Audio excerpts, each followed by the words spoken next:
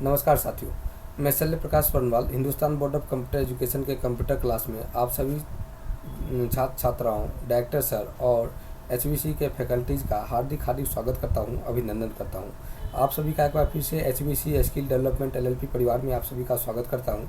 साथियों, आज हम आपको एक्सेल में दुकान का बिल बनाना बतलाएंगे कि आप जो दुकान पे जाते हैं और देखते हैं वो स्लिप काट करके आपको देते हैं, तो वह दुकान का बिल आप किस प्रकार डिजाइन करेंगे। तो आज हम आपको वो बिल एक्सेल में बना करके दिखाने वाले हैं। आप वीडियो को पूरा देखिएगा, अंत तक देखिएगा, तो आपको भी शायद ये ज़्यादा बेहतर तरीके से समझ में आएगा और आप भी दुकान का बिल बनाना आसानी से सीख जाइएगा। आइए हम एक्सेल को स्टार्ट करते हैं। पहले विंडोज़ के साथ आर बटन दबाएंगे और यहाँ पे एक्सेल लिख देंगे। हमारे सामने एक्सेल प्रोग्राम ओपन हो जाएगा। जैसे ही एक्सेल प्रोग्राम ओपन होगा, यहाँ पे आप एक्सेल में हम सॉफ्ट बिल का एक डिज़ाइन तैयार कर रखे हैं। आइए, फाइल बना हुआ है। हम इसी फाइल में आपको सामने में ही पूरा क्राइटेरिया, पूरा दुकान का बिल पूरे फॉर्मेट बना करके आपको दिखलाने जा रहे हैं। किस तरह से मर्ज करेंगे, किस तरह से लिखेंगे सेल को या डाटा को, किस तरह से इसमें इंक्लूड करेंगे, एक एक चीज़ हम आपको इसमें बताने जा रहे हैं। तो आप सबसे पहले हम जो यहाँ पे लिखने वाले हैं, एक सेल दुकान का नाम ऊपर में देंगे। तो आप पहले ये जगह डिसाइड करिए कि आप कितना दूर के जगह में आप दुकान का बिल बनाएंगे। तो हम जो जगह बनाने वाले हैं, वह जगह हमारा कुछ जो बनेगा वो रहेगा ए से लेकर के हम जी तक के जगह को डिसाइड करते हैं। तो सबसे ऊपर में ए से लेकर जी तक को जाते हैं और होम मेनू में जाने के बाद मर्ज एंड सेंटर पर क्लिक करेंगे तो आप देखेंगे कि यहाँ पे सेल पूरा का पूरा एक मर्ज हो चुका है। यहाँ पे आप लिख दीजिए कैश मेमो, जो सबसे ऊपर में लिखा हुआ रहता है। आप दुकान का बिल देखते होंगे तो वहाँ ऊपर में सबसे ऊपर में जो लिखा हुआ वर्ड होता है वो कैश मेमो ही रहता है। तो हम भी ऊपर में क्या काम किए, कैश मेमो लिख दिए। आप यदि इसको बोल्ड करना चाहें तो यहाँ पे बी बटन पर क्लिक करके इसको बोल्ड भी कर सकते हैं। चलिए, अब आप आगे एक जगह डिसाइड करिए दुकान का नाम लिखने का। तो आप क्या काम करिए, यहाँ पे 3 रॉ और जी तक के कॉलम को सेलेक्ट करके मर्ज सेल पर क्लिक कीजिए। यहाँ देखेंगे कि आपका सेल मर्ज हो चुका है और यहाँ पे दुकान का नाम जो आप देना चाहें आप यहाँ पे दे सकते हैं। चलिए, यहाँ पर हम दुकान का नाम दे रहे हैं।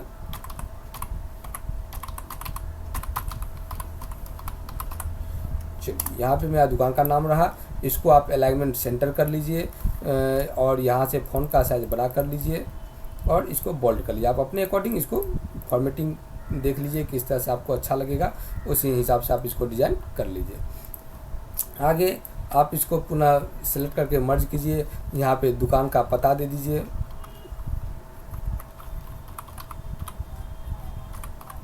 दूधपुरा बाजार मेन रोड। चलिए, ये आपका दुकान का नाम हो गया। यहाँ पे इसको बोल्ड करना चाहें बोल्ड कर लीजिए और बड़ा करना चाहते हैं यहाँ से बड़ा भी कर लिया। आप ज़्यादा बड़ा भी अच्छा नहीं लगेगा। इस तरह से आप आसानी से साथ ही चेंजिंग कर सकते हैं। यदि आपको फ़ॉन्ट नहीं पसंद आ रहा है तो आप यहाँ से फ़ॉन्ट भी चेंज कर सकते हैं। जैसा फ़ॉन्ट आप लेंगे उसका उस तरह का डिजाइनिंग वहाँ पे बनेगा। तो हम यहाँ पे जो फ़ॉन्ट यूज़ करने वाले हैं इसमें वो टाइम्स न्यू रोमन फ़ॉन्ट का यूज़ करते हैं। देखिए, ये कुछ ज़्यादा बड़ा हो गया, इसको हम थोड़ा सा छोटा कर लेते हैं। इस तरह से आप यहाँ पे फ़ॉन्ट वगैरह चेंज करके आप इसको यूज़ में ला सकते हैं।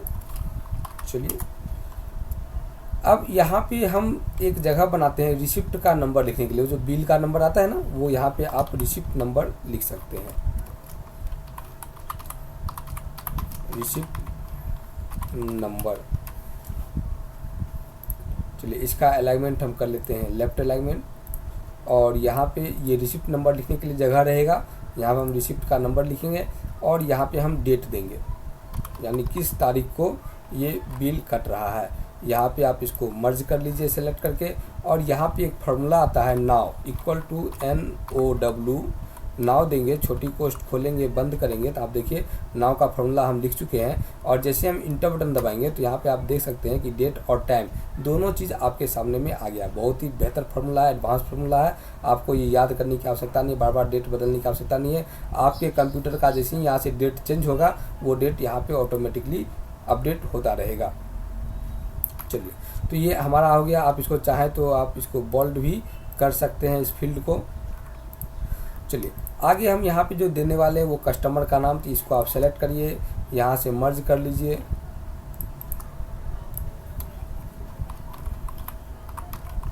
कस्टमर नेम, और यहाँ से इस पूरे सेल को सिलेक्ट करके यहाँ मर्ज कर लेंगे, अलाइनमेंट लेफ्ट कर लेंगे। फिर इसी तरह से आप इसको भी सेलेक्ट करिए, दूसरे सेल को यहाँ से मर्ज करके अलाइनमेंट लेफ्ट कीजिए और यहाँ पे एड्रेस लिख दीजिए।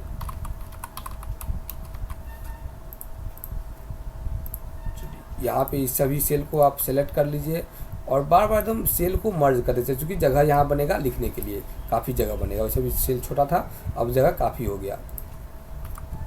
यहाँ पे अब मोबाइल नंबर आप दे सकते हैं कस्टमर का, मोबाइल नंबर, इसको आप पुनः सेलेक्ट कर लीजिए और यहाँ से मर्ज कर दीजिए। आप देखेंगे यहाँ भी जगह आ गया, अलाइनमेंट लेफ्ट कर देंगे, अलाइनमेंट लेफ्ट करेंगे। चलिए आगे बढ़ते हैं। यहाँ पे अब ये इतना हो जाने के बाद एक सेल को छोड़ देते हैं, एक रो को, और नीचे वाले रो में आते हैं। यहाँ पे लिख देते हैं सीरियल नंबर, यानी आइटम का नाम क्या देंगे हम, कितना नंबर आइटम रहेगा। आगे दो सेल को मर्ज कर देते हैं और यहाँ पे लिखते हैं पार्टिकुलर, यानी आइटम का नाम क्या देंगे। यहाँ पे दे देते हैं क्वांटिटी, कितना लेना है। यहाँ पे रेट डाल देते हैं, 1 केजी 1 पीस कितना देंगे, और यहाँ पे हम डिस्काउंट का यूज़ कर देते हैं और यहाँ पे टोटल कर देते हैं। आप देखेंगे कि यहाँ पे इस तरह से चार्ट बन करके तैयार हो चुका है। अब ये क्वांटिटी हमेशा 5 किलो 1 किलो 1 पीस जो हो, यहाँ से क्वांटिटी जाएगा और रेट हमेशा 1 का आएगा। अब नीचे आते हैं, यहाँ पे आप जी टोटल कर लीजिए, ग्रांड टोटल जिसको कह सकते हैं आप।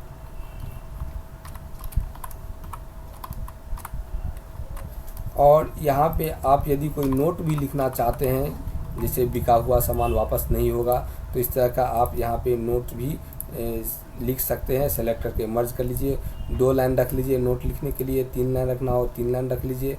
इस तरह से आप नोट यूज कर सकते हैं।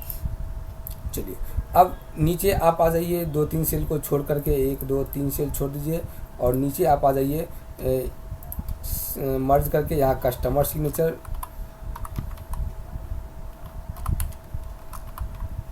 कस्टमर का सिग्नेचर, और यहाँ पे आपका सिग्नेचर पड़ेगा वो भी सील मोहर के साथ, साइन विद सील। देखिए इस तरह से आपका जो चार्ट है आपके क्या कहते हैं दुकान के बिल का, वो दुकान का बिल का चार्ट आपके सामने है। इसको अब आप सेलेक्ट कर लीजिए। सेलेक्ट करने के बाद आ जाइए यहाँ होम मेनू में और ये बॉर्डर का बटन है, इस बॉर्डर के बटन पर क्लिक करिए और यहाँ से थिंक बॉर्डर एक अप्लाई कर दीजिए। तो आप देखेंगे कि चारों तरफ आपका बॉर्डर यहाँ पे लग चुका है। अब इसमें फार्मूला को सेट करना है, तो देखिए यहाँ पे किस तरह से फार्मूला सेट किया जाएगा। तो सबसे पहले तो आप पार्टिकुलर को आप यहाँ से सेलेक्ट करिए और सेलेक्ट करने के बाद मर्ज सेंटर में मर्ज अक्रॉस का बटन है, मर्ज अक्रॉस बटन पे आप क्लिक कर दीजिए। तो आप देखेंगे कि यहाँ पे जितना भी सेल है सभी 2-2 था, वो अब एक सेल में कन्वर्ट हो गया है। अब यहाँ पे जो आइटम है, मान लीजिए हम 5 आइटम डिसाइड करते हैं। यहाँ पे मान लीजिए हम कुछ आइटम का नाम ले लेते हैं, जैसे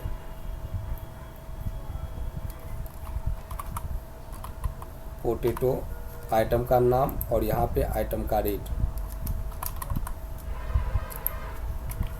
पोटैटो रखते हैं 15 रुपया प्रति केजी,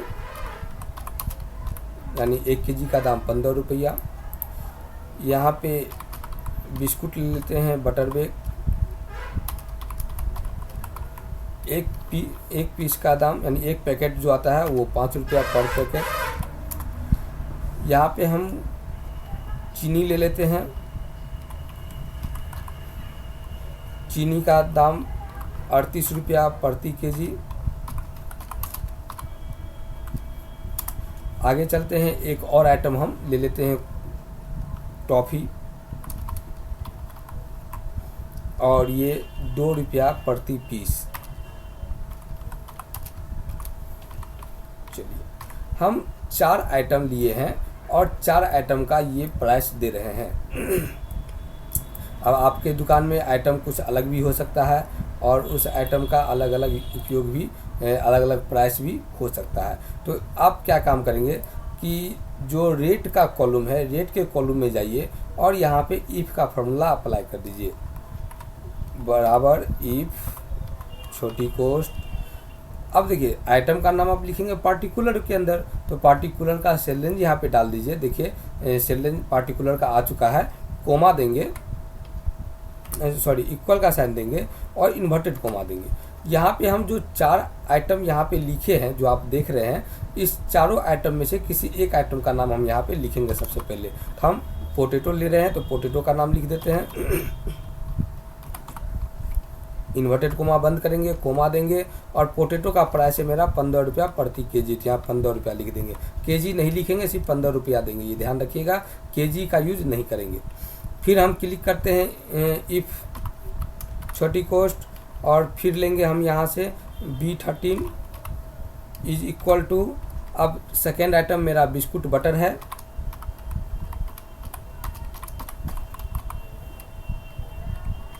कोमा, बिस्कुट बटर का प्राइस मेरा 5 रुपया है। इस तरह से हम पुनः इफ़ का फॉर्मूला अप्लाई करेंगे, लिखेंगे B13 is equal to sugar चीनी और इसका प्राइस हमारा 38 रुपया प्रति केजी है। चलिए यहाँ 38 रुपया दे दिए। फिर इफ़ देते हैं छोटी कोस्ट और यहाँ पे B13 is equal to toffee, तो हमारा 2 रुपया पर टॉफ़ी, अदरवाइज 0 रुपया। यदि आप में और कोई सामान है तो इस तरह से इफ़ का फॉर्मूला लगा करके आप इसमें ऐड करते चलिए। अगर 100 आइटम है तो आप यहाँ 100 बार उसको एक बार ऐड कर दीजिए, बाकी कुछ करने की आवश्यकता नहीं है। छोटी कोस्ट लास्ट में जितना बार ओपन हुआ है उतना बार छोटी कोस्ट बंद करेंगे और इंटर बटन यहाँ से दबा देंगे। जैसे इंटर बटन दबाएंगे तो आप देखेंगे यहाँ पे रेट 0 रुपया आ चुका है। आप यहाँ पे प्लस का सिंबल बनेगा, माउस का लेफ्ट बटन दबा करके इसको ड्रैग कर लीजिए, देखेंगे सब में 0 रुपया आ चुका है। क्योंकि यहाँ पे आइटम अभी खाली है तो रुपया भी यहाँ 0 है। अब यहाँ टोटल में क्या काम करेंगे, रेट को डिस्काउंट से घटा देंगे। यहाँ पे इक्वल का साइन देंगे, रेट पर क्लिक करेंगे, माइनस का साइन यहाँ देंगे और उसके बाद डिस्काउंट पर क्लिक करेंगे, इंटर बटन एक बार दबा देंगे तो यहाँ पे डिस्काउंट होकर के भी आ जाएगा। इसको हम यहाँ से चेंज कर लेंगे। देखिए आप देख सकते हैं रेट का भी मेरा फॉर्मूला लग चुका है और टोटल का भी फॉर्मूला लग चुका है। अब है यहाँ पे ग्रांड टोटल में, तो यहाँ पे आप सम का फॉर्मूला लगा सकते हैं। तो यहाँ पे जाएंगे, देंगे इक्वल सम छोटी कोस्ट और आप यहाँ पे इसका टोटल सेल रेंज सेलेक्ट कर लिए। ध्यान रखिएगा टोटल को नहीं सेलेक्ट करना है, सिर्फ टोटल के नीचे का और सम से ऊपर वाले का सेलेक्ट करेंगे, छोटी कोस्ट बंद करेंगे। ये हमारा सेल रेंज होता है G13 से लेके G23। तो यहाँ से आप देख सकते हैं ऊपर में G13 है, आप ऊपर देख लीजिए इसका G है और यहाँ स्टार्ट करिएगा तो यहाँ G13 है और नीचे आइए तो यहाँ तक G और यहाँ 23 है। इंटर बटन दबा देंगे, यहाँ पे आ गया। अब आप इस रुपया को दशमलव में देखना चाहते हैं तो यहाँ पे आप इसको सेलेक्ट करिए और आ जाइए यहाँ जनरल में और यहाँ पे नंबर का सिस्टम है, नंबर पर क्लिक करिए तो आप देखेंगे कि रुपया 0.00 में कन्वर्ट हो चुका है। उसी तरह रेट को भी आप यहाँ से सेलेक्ट करिए और आ जाइए जनरल में और यहाँ पे नंबर पर क्लिक कर दीजिए तो आप यहाँ देखेंगे कि ये रुपया 00 में कन्वर्ट हो चुका है। तो ये आपका जो फॉर्मूला है यहाँ पे अप्लाई हो चुका है। आप अब चाहें तो इस कैश मेमो का कलर यदि आप चेंज करना चाहें तो आप यहाँ से कैश मेमो का कलर चेंज कर सकते हैं, बैकग्राउंड कलर। देखिए हम इस तरह का कैश मेमो प्रिंट करके देना चाहते हैं। आप देखिए कैश मेमो प्रिंट हो चुका है, प्रिंट कलर यहाँ पे अप्लाई कर दिए हैं। इसको यहाँ सेलेक्ट करिए, एक थिंक बॉर्डर यहाँ लगा दीजिए, एक थिंक बॉर्डर यहाँ पे दे दीजिए, देख सकते हैं टोटल। और उसके बाद आप एक थिंक बॉर्डर जो है यहाँ हम जो नोट का लाइन 2 लाइन दिए थे, आप उस 2 लाइन को यहाँ पे और उसके बाद यहाँ पर भी आप इसका इस्तेमाल कर सकते हैं, देख सकते हैं। इस तरह से आपका बॉर्डर लग गया उसके बाद आप आ जाइए पार्टिकुलर में, उसके बाद आ जाइए रेट के अंदर, और उसके बाद टोटल के अंदर सेलेक्ट करिए और थिंक बॉर्डर पर क्लिक करिए। अब आप देख सकते हैं कि यहाँ पर भी आपका बॉर्डर अप्लाई हो चुका है, यानी पूरा एक दुकान के बिल के फॉर्मेट में आपका बन करके तैयार हो गया है। अब इस फार्मूला का उपयोग देखिए क्या है। सीरियल नंबर हम देते हैं 1, पार्टिकुलर का नाम, अब देखिए यहाँ पर हम आइटम दिए थे पोटैटो, तो हम यहाँ पे लिख देते हैं पोटैटो। और जैसे ही आप कीबोर्ड से टैब बटन का यूज़ करेंगे तो यहाँ देखेंगे कि आपका 15 रुपया प्राइस ऑटोमेटिक आ गया है, और यहाँ भी 15 रुपया, और नीचे भी जी टोटल आपका 15 रुपया आ चुका है। तो यहाँ पे आप क्वांटिटी देते हैं, मान लीजिए हम 10 केजी आलू परचेज कर रहे हैं तो यहाँ 10 देंगे। जैसे ही 10 देंगे तो 15 रुपया के हिसाब से 10 केजी का दाम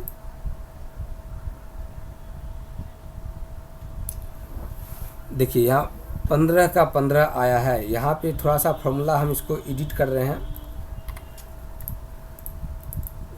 इक्वल का साइन दीजिए, यहाँ पे क्वांटिटी गुने रेट माइनस छोटी कॉस्ट डिस्काउंट। देख सकते हैं यहाँ पे आ गया 15 गुने 10 150, और जैसे आप यहाँ मान लीजिए 10 रुपया का डिस्काउंट देंगे तो आप देख सकते हैं यहाँ पे 140 रुपया ऑटोमेटिक आ गया। एक बार पुनः फॉर्मूला को देख लीजिए, हम क्या यूज़ किए हैं, क्वांटिटी को रेट से गुना कर दिए हैं और डिस्काउंट को माइनस कर दिए हैं। इस तरह से आप फॉर्मूला का इस्तेमाल अपने इस टोटल के लिए यूज कर सकते हैं, और सिंपल सा इस फॉर्मूला को आप ड्रैग करके खींच दीजिए नीचे तक। कंट्रोल सी से कॉपी,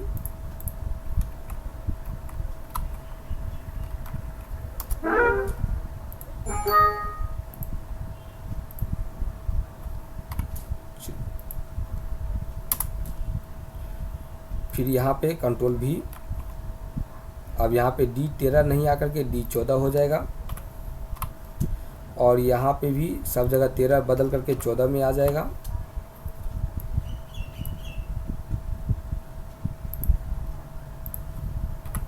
और इंटर बटन दबा देंगे। अब आप इस फॉर्मूला को आप आसानी से खींच सकते हैं। देखिए सबका फॉर्मूला यहाँ पे आ चुका है। अब दूसरा आइटम हम यहाँ पे जैसे ही लेते हैं शुगर, तो यहाँ देखिए 38 रुपया ऑटोमेटिक प्राइस आ गया है। अब शुगर का हमारा क्वांटिटी है मान लीजिए 5 केजी, तो आप देखिए 38 को 5 से गुना करके ऑटोमेटिक यहाँ आ चुका है, और नीचे यहाँ पे आप देख सकते हैं कि टोटल भी चेंज हो चुका है। तो इस अकॉर्डिंग आप टोटल चीज़ चेंज कर सकते हैं। डिस्काउंट हम 0 रुपया देना चाहते हैं, चीनी पे कोई डिस्काउंट नहीं, तो यहाँ पे देख सकते हैं 190 का 190 रुपया ही है। आगे आते हैं 3 नंबर आइटम में। यहाँ पे आप ले लीजिए बिस्कुट बटर,